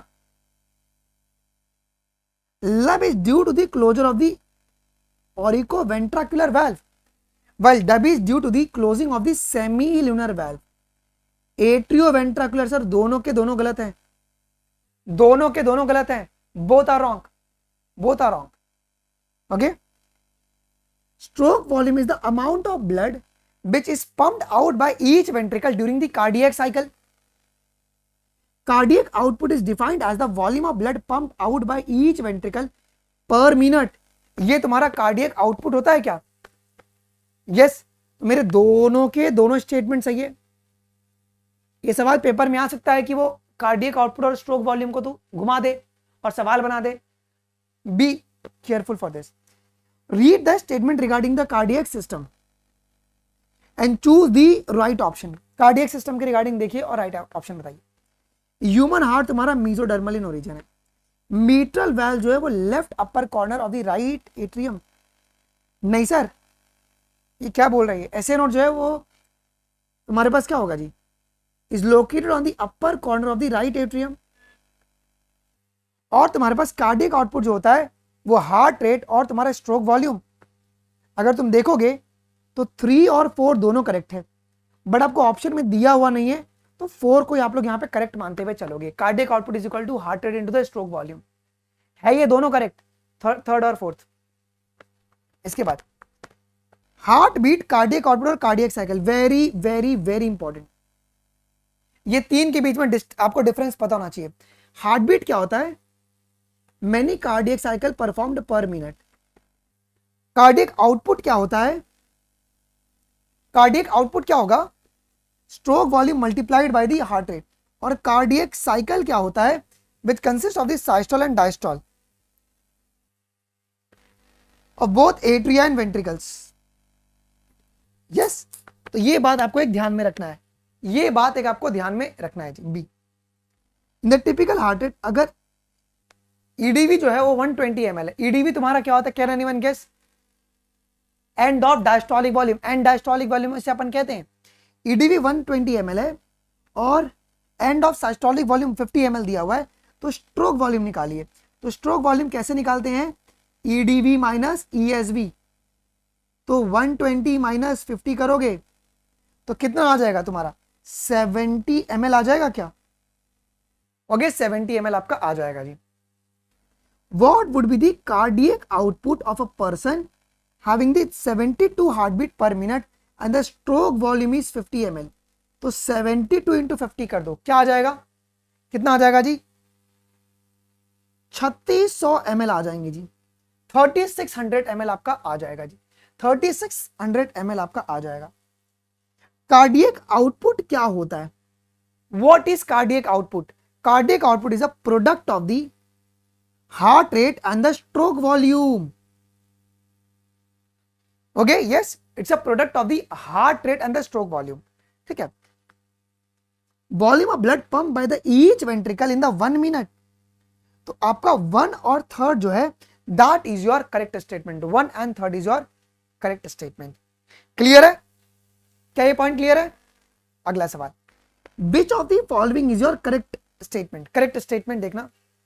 Tricuspid and bicuspid valve open due to the pressure exerted by the simultaneous contraction of atria. ये गलत है ना? ये गलत है। जब डायस्टोल होगा उस समय तुम्हारा एवी वाल्व आपका खुल रहा है, वो वेंट्रिकुलर प्रेशर की वजह से वो तुम्हारे पास खुलता है। Blood will move freely from the atrium to the ventricle during the joint diastole. ये सही है। अगर इंक्रीज वेंट्रिकुलर प्रेशर होगा तो ये क्लोज करेगा क्या सेमिलुनर वेल्व को? क्या होगा? तब सेमिलुनर वेल्व खुल जाएगा ना। आइसोवॉल्यूमेट्रिक प्रेशर इतना बढ़ जाता है कि नीचे से वेल्व खुल जाती हैं, ठीक है। और ये ऐसे नोट तुम्हारा जनरेट करेगा action potential. First heart sound is caused by the closure of first heart sound is caused by the closure of tricuspid और बाइकस्पिड, जिसको अपन एवी वैल्व भी कह रहे हैं, AV valve. During atrial contraction flow but blood increases in the ventricles by about. कितना percent तुम्हारे पास ब्लड फ्लो बढ़ जाएगा, कितना percent, about 30%, about 30%. Joint diastole, atrial systole, ventricular systole and ventricular diastole. दिमाग लगाओ, जॉइंट डायस्टॉल क्या होगा जी? All four chambers of the heart rates are in the relax state, isn't it? Atrial systole में क्या होगा? Increase the blood flow into the ventricles about the 30%. Ventricular systole में क्या होगा जी? Causes the closure of tricuspid and bicuspid valve. और diastole में it will cause the closure of semilunar valve. Okay, yes, चलो जी. During ventricular साइस्टॉल the oxygenated blood is pumped into. बेटा oxygenated blood कहां पर पंप होगा? वेंट्रिकुलर साइस्टॉल में कहां पे पंप होगा जी? ये आपका एओर्टा में पंप होगा. और डीऑक्सीजनेटेड ब्लड जो है वो तुम्हारा पल्मोनरी आर्टरी में पंप होकर लंग्स के पास जाएगा. Done. Cardiac cycle is a sequential event in heart which consists of the systole and diastole of both the atria and the ventricles. Ventricular systole will decrease the ventricular pressure. जब ventricles contract करेंगे तो क्या decrease होगा ventricular pressure? थोड़ा सोचो, ध्यान लगा के यहां पे. सर इंक्रीज होगा ना, it will be increase. Okay, increase होगा, जिसके वजह से तुम्हारे पास क्लोजर हो रहा है ट्राइकस्पिड और बाइकस्पिड वाल्व का. तो स्टेटमेंट ए करेक्ट है, बट स्टेटमेंट बी तुम्हारा इनकरेक्ट है. चलो. The typical lub dub sound is heard during heart beat produce due to. अब जो टिपिकल लब डब साउंड आप लोग सुनते हो, किसकी वजह से सुनते हो? Because of the closure of bicuspid and tricuspid valve followed by the semilunar valve. Identify the correct option. Very, very, very important. Body has the ability to alter the stroke volume as well as the heart rate and thereby the cardiac output. Ventricles relax ventricular diastole and the ventricular pressure falls off causing the closure of semilunar valve. जिसके वजह से क्या होगा जी? जो back flow है blood का वो ventricles में वापस नहीं हो सकता है. अगर एक बारी सेमिलुनर वाल्व अगर बंद हो गया ना, वापस से तुम्हारे पास पल्मोनरी आर्टरी से ब्लड वेंट्रिकल्स में वापस से नहीं जा पाएगा, या एओर्टा से तुम्हारे पास नहीं जा पाएगा. तो both are correct. Volume of blood that enters into the aorta with each ventricular systole is called. इसे क्या कहते हैं बेटा? What do we call it? इसे अपन कहते हैं स्ट्रोक वॉल्यूम कहते हैं. इसे हम लोग स्ट्रोक वॉल्यूम कहते हैं. कॉलम 1 और कॉलम 2. हार्ट बीट के बारे में बात करते हैं. Heart beat 72 beats per minute. Cardiac cycle कितना होता है बेटा? Cardiac cycle 0.8 second. Stroke volume 80 ml और कार्डियक आउटपुट 5 लीटर है ना. तो तुम्हारे पास D will be the correct. अगला, व्हेन वेंट्रिकुलर साइस्टोल अकर्स. अगर तुम्हारा वेंट्रिकुलर साइस्टोल अगर होता तो क्या होगा? When ventricular systole occurs, semilunar valve which is guard the pulmonary artery and aorta are forced to open. जब ventricles अगर contract करेंगे तो क्या होगा? जो मेरे पास semilunar valve है वो खुल जाएंगे, ट्राइकस्पिड और बाइकस्पिड बंद हो जाएगा और एट्रियल डायस्टोल तुम्हारा कोइंसाइड कर जाएगा, है ना, वो रिलैक्स्ड स्टेट में रहेगा. ये बात ध्यान में रखना जी. Identify the correct sequence of the event in the cardiac cycle. बेटा ये सवाल बहुत ध्यान से रखिएगा, ये पेपर में आपके आ सकता है. अरे अनमोल शर्मा लाइव टेलीग्राम तुम ज्वाइन कर लो बस, ठीक है. चलो. Atrial systole, ventricular systole and joint diastole. एक second. Atrial systole, ventricular systole and तुम्हारे पास जॉइंट डायस्टोल, ये आपको पता होनी चाहिए जी. डन.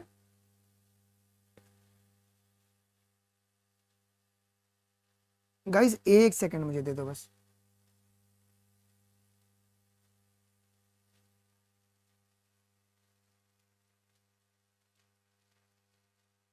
कौन सा बच्चा फोन कर रहा है, इतना मैं फोन से परेशान हो गया ना, मैं क्या बताऊं।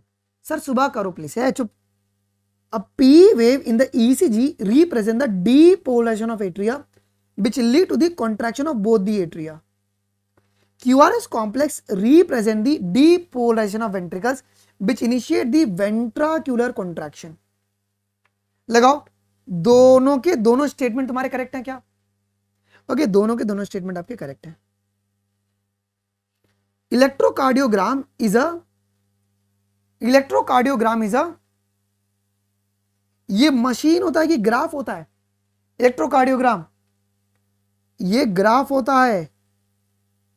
इलेक्ट्रोकार्डियोग्राफ जो होता है ना वो तुम्हारे पास मशीन हो जाएगा ना, ये उल्टा है थोड़ा। ओके, मशीन को अपन क्या कहते हैं बेटा? मशीन को इलेक्ट्रोकार्डियोग्राफ कहते हैं।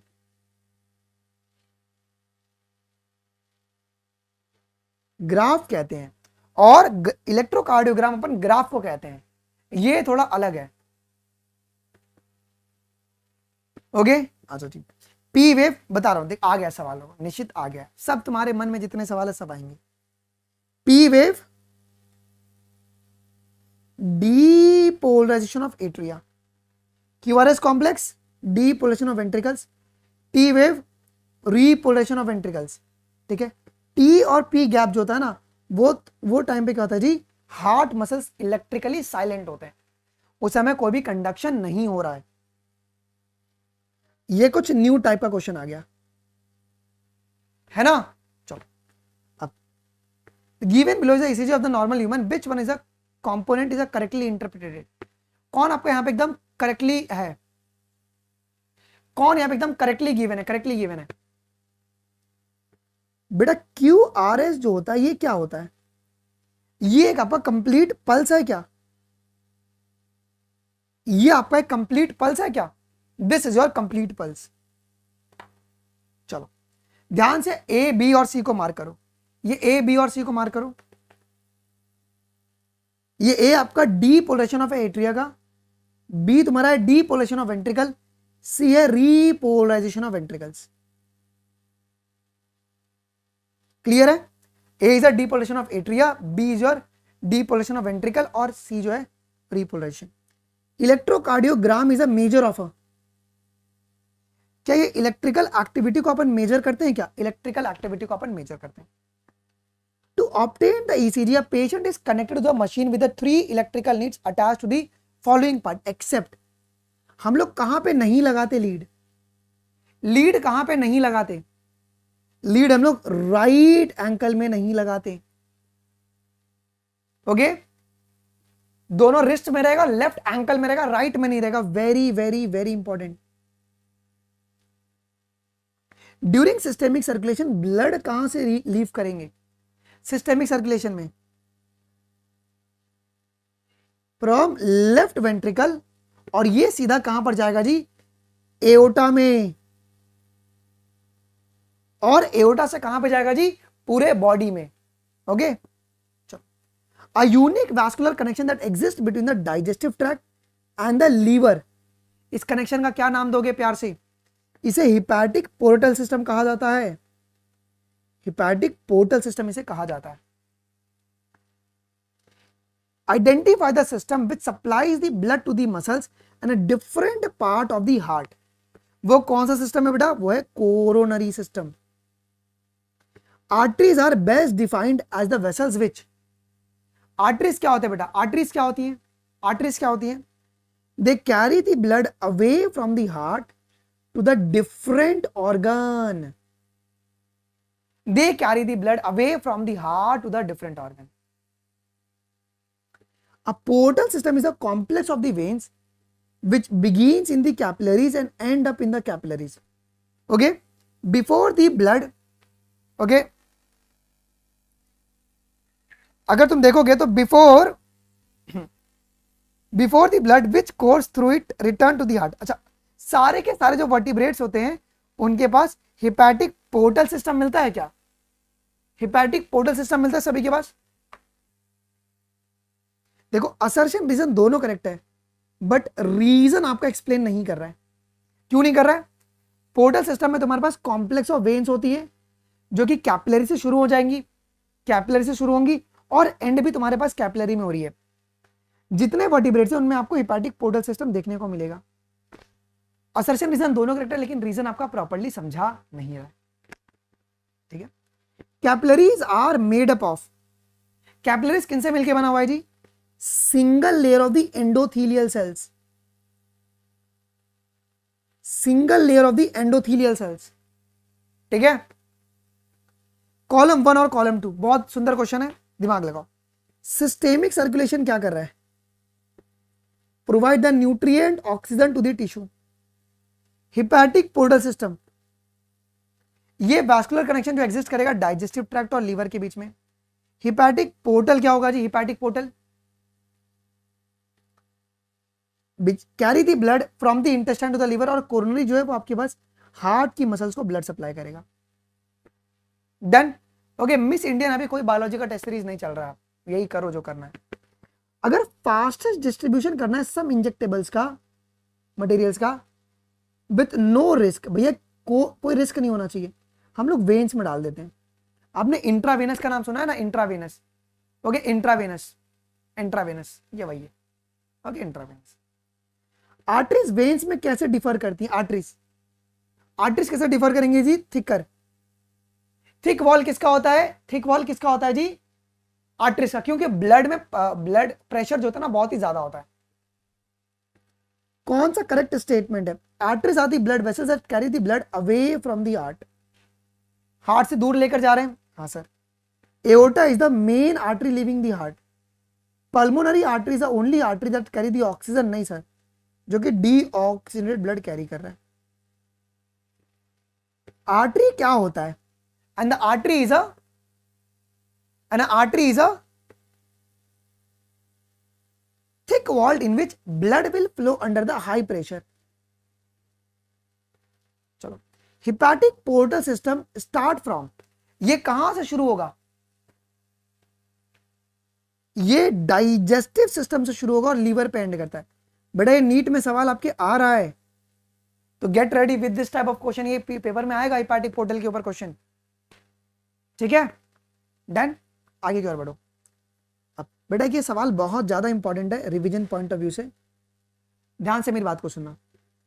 इन the pulmonary circulation, deoxygenated blood pumped from the pulmonary artery to the lungs, from where the oxygenated blood is carried by the pulmonary veins to the left atrium. ये होता है क्या पल्मोनरी में? Systemic में क्या हो रहा है? The oxygenated blood from the aorta is carried to the tissue, from where deoxygenated blood is collected by the vena cava and emptied into the right atrium. क्या मेरे दोनों स्टेटमेंट समझा रहे हैं? पेपर में आपके सवाल आ सकता है, ठीक है, तो आपको ये पता होना चाहिए। देखो तुमको इससे अपना वीक एरिया समझ में आ रहा है कि सर मुझे ये रिवाइज करना है, ये रिवाइज करना है।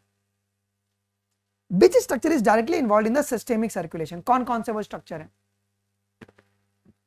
वो एक तो है लेफ्ट वेंट्रिकल से शुरुआती होती है, एओर्टा और inferior vena cava.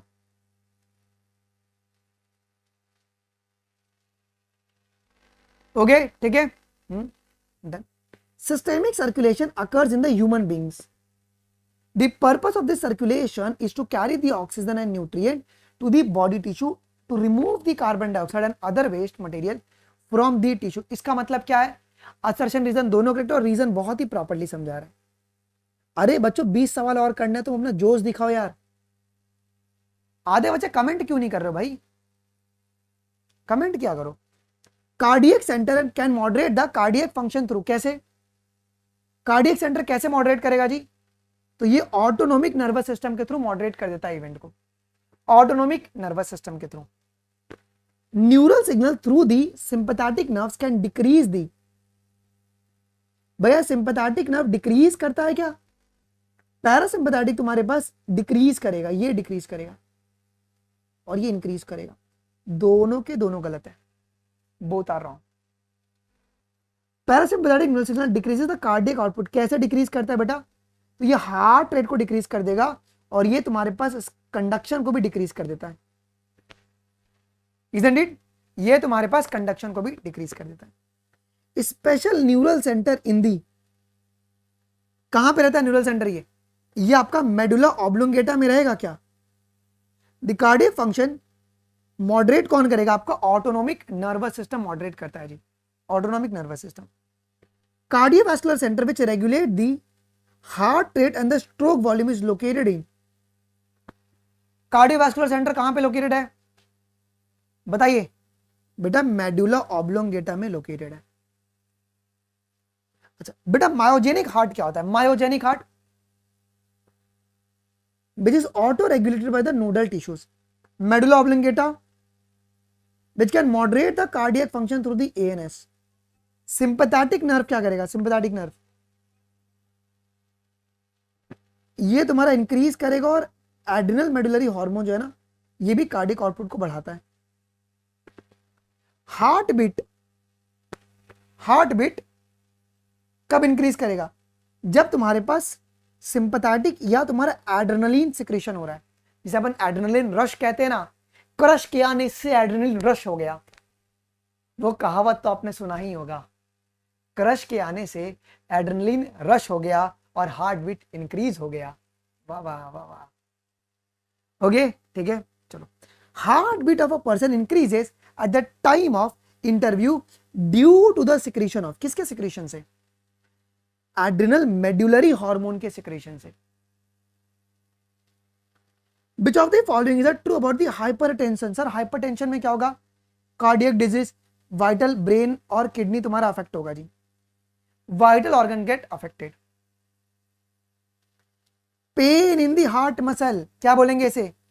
Heart muscle में पेन है sir, angina pectoris. But actually में हार्ट मसल नहीं होता ये तुम्हारे पास, अंजाइना पेक्टोरिस में तुम्हारा चेस्ट पेन होता है। Okay, there is a chest pain. और वो चेस्ट पेन क्यों हो रहा है? क्योंकि हार्ट मसल्स को इनफ ऑक्सीजन नहीं मिल रही है। समझो, pain in the heart muscle का मतलब है कि हार्ट मसल को इनफ ऑक्सीजन नहीं मिल रही, जैसे कि चेस्ट में पेन हो रहा है, जिसे अपन अंजाइना पेक्टोरिस कहेंगे। Arteriosclerosis is known as a hardening of arteries. कहते हैं हार्डनिंग ऑफ आर्टरीज, कहते हैं sir. Atrial wall becomes a very thick and inelastic due to the deposition of the cholesterol and calcium salt. Assertion reason दोनों correct है, reason बहुत properly समझा रहे हैं, रीजन बहुत प्रॉपर्ली समझा रहे हैं। चलो, identify the correct statement regarding the circulatory system. ओए रब्बा, arteries are very thick walled and they have the narrower lumen as compared to the vein. Angina is acute chest pain जब तुम्हारे पास brain में circulation कम नहीं, heart में circulation कम हो गया। Okay ठीक है, चलो जी। Person with the blood group AB can donate the blood to the any person with the any blood group under the ABO. ये यूनिवर्सल रेसिपिएंट है, डोनर नहीं है। Calcium ion plays a very important role in the blood clotting. 1 and 4 is your correct. अच्छा, ये बहुत ही important सवाल है बेटा, ध्यान से मेरी बात को सुनना, ध्यान से देखो। एक बावड़ा आ गया। Heart failure means the state of the heart when it is pumping the blood effectively, not pumping the blood effectively. A symptom of the acute chest pain appears when no enough oxygen is reaching the heart muscle. 2 is correct. A symptom, acute chest pain का symptom क्या? जब heart muscle को properly नहीं मिल रहा। Congestive heart failure में क्या होगा जी? Heart is not pumping the blood effectively, तब तुम्हारे पास कंजस्टिव हार्ट फेलियर होता है जी। Which of the following option correctly represents the heart condition in the heart failure and heart attack respectively? Heart failure और हार्ट अटैक में क्या होता है?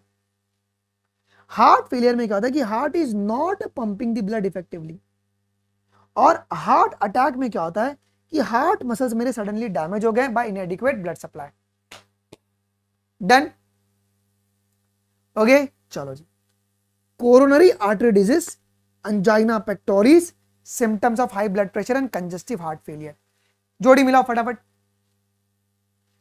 कोरोनरी आर्टरी डिजीज में क्या होगा जी? डिपोजिशन हो रहा है कैल्शियम फैट्स का, कोलेस्ट्रॉल का, जो कि ल्यूमन जो है नैरोअर हो जा रहे हैं।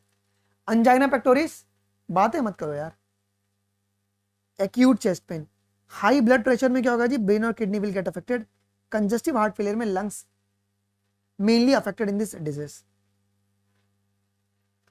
अच्छा, यही सवाल मुझे आपको एक्चुअली में करवाना था, एक्चुअली में यही सवाल था वो जो मेरे लिए इंपॉर्टेंट है। हार्ट फेलियर में क्या हो रहा है बेटा कि when heart is not pumping the blood effectively enough to meet the need of the body. Cardiac arrest में होगा कि भैया बीट करना ही बंद कर गया, और अटैक का मतलब क्या है कि जब heart muscle is suddenly damaged, when heart muscle is suddenly damaged. In the normal BP measurement upper limit is a systolic जो कि 120 होता है, और लोअर लिमिट जो है वो डायस्टोलिक है। 166 का 3 will be the correct. In the atherosclerosis क्या होगा? It will affect the vessels that supply the blood to the heart muscles. It is caused by the deposit of the calcium fat cholesterol which makes the lumen of artery narrower. इसे अपन CAD भी कहते हैं, इसे CAD भी कहते हैं। The instrument by which BP is measured क्या है वो? स्पिग्मोमैनोमीटर। स्टेथोस्कोप कोई नहीं बोलेगा। Okay, the state of the heart when it is not pumping the blood effectively to meet the need of the body, काम नहीं कर पा रहा है, फेल हो गया, heart failure. Coronary artery disease is caused by the deposit of the calcium, fat, cholesterol and a fibrous tissue which makes the lumen artery narrower. In the angina pectoris, the acute chest pain appears when enough oxygen is reaching क्या? Not reaching नालायको। अच्छे बच्चों तुम, ठीक है। तो statement ए सही था, statement B तुम्हारा गलत था। इसमें सारे के सारे मैंने कवर करा दिए, बट मैंने ये डायग्राम पे क्वेश्चन नहीं बनाया, मैंने ये डायग्राम पे क्वेश्चन नहीं बनाया। तो ये मत सोचना कि अनमोल सर आप भूल गए हो क्या, इसके लिए कुछ और प्लान है। कल फुल मार्क में डाला ना, उसके लिए मैंने अभी नहीं बनाया। कल वाले फुल मार्क में सेम डायग्राम है ना, उसके लिए मैंने अभी नहीं डाला इसमें। क्लियर? मजा आ गया? अभी रिकॉर्डिंग अवेलेबल होगा, इज्जत में आके आपका क्या मार्क्स आया, रैंक बता देना, मार्क्स बता देना, और तुम्हारा एक फीडबैक सुंदर सा मुझे दे देना।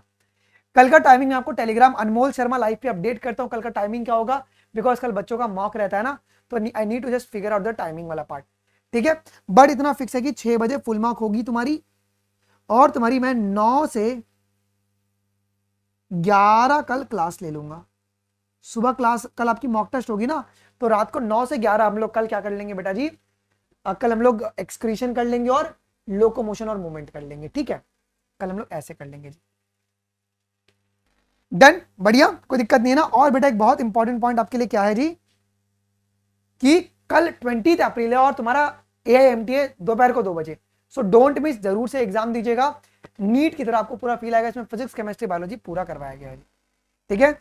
डन, चलो जी, फिर मिलते हैं अपन अगले क्लास के अंदर। अभी के लिए बस इतना ही guys. Thank you thank you thank you. मैं जेनेटिक्स से न्यूमेरिकल करवा दूंगा जी। Thank you, Jai Hind, bye bye, bye. बढ़िया कमेंट करके जाना प्लीज, और लाइक नहीं किया यार, 1 मिनट को, मैं सेशन एंड ही नहीं करूंगा। कितने लोगों ने लाइक किया है? 572 भाई देख रहे हैं, 800 लोग और लाइक, भाई ये तो बड़ा गलत बात है यार। Please have a like guys, like सब जरूर से कर दो आप लोग, ठीक है। चलो मिलते हैं अपन अगली क्लास में।